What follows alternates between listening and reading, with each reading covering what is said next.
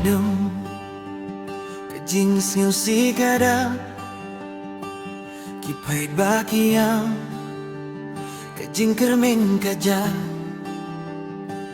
Hinray hakas gibalay kajing siya'y kawan Uji sumipat kajing gim kapaybiyang Uji sulang mipat hallelujah La jopia kajing yam hallelujah Kajing kermen kaim ngim syat ting shu Uji sulang mipat ngim rai jing giaru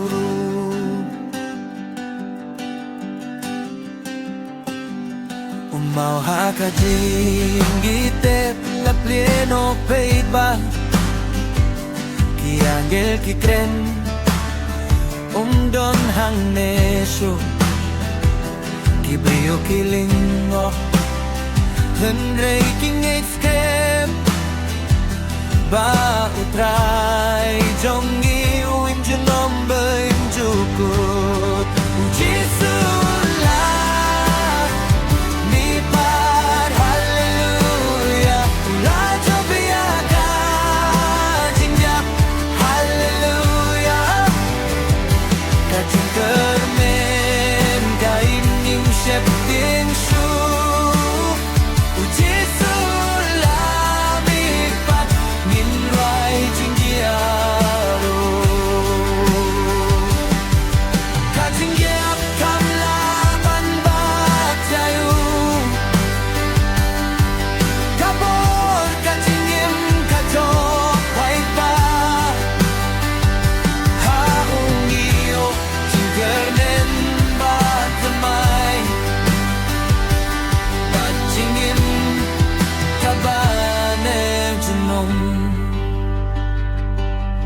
Tongin rai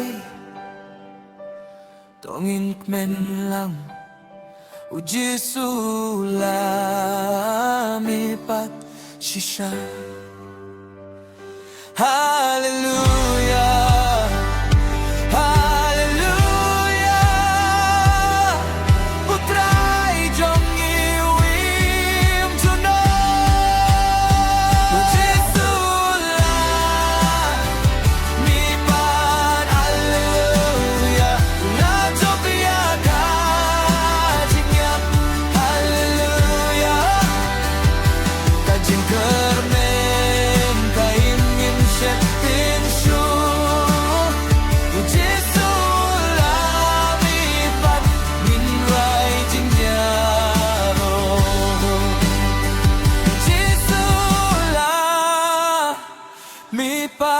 Hallelujah Ula jopia kajing yap Hallelujah